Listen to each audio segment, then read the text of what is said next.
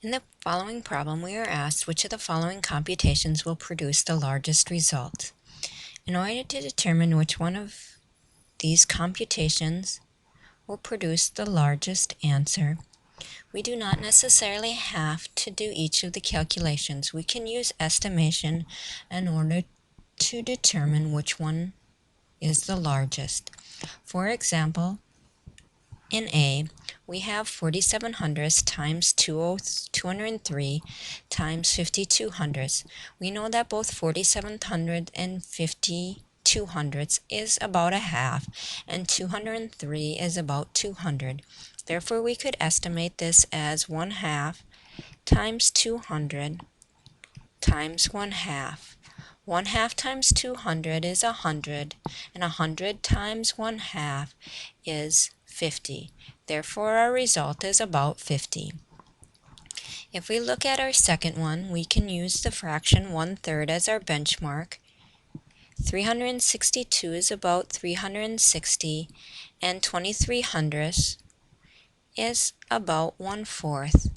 Therefore, we can see that 1/3 times 360, or 360 divided by 3 is 120. 120 times 4th, or 1/4 of 120.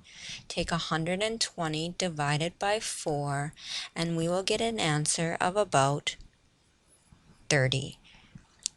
In our next example, we have 3 2/10 divided by 0.04, or 4 hundredths. This division statement asks us how many times can 0.04 go into 3.2. We can estimate this answer, or we can do the actual calculations. We know that 0.04 goes into 3.2 80 times. We can verify this by using fractions.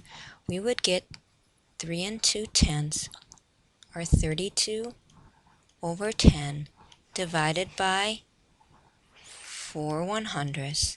In order to divide the fractions, we can use the standard algorithm, which tells us to multiply by the reciprocal of the divisor, which is 100 over 4. This problem would simplify into 8 times 10, or 80. Therefore, we could repeatedly subtract 4/10 or 4 hundredths from 32 tenths 80 times. So far, that is our largest. In part D, we are looking at 20 divided by a half,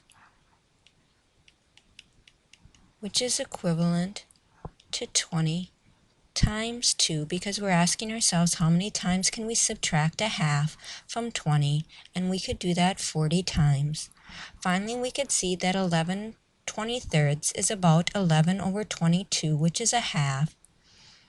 Therefore, we could estimate part E as 1 half times 90, which is 45.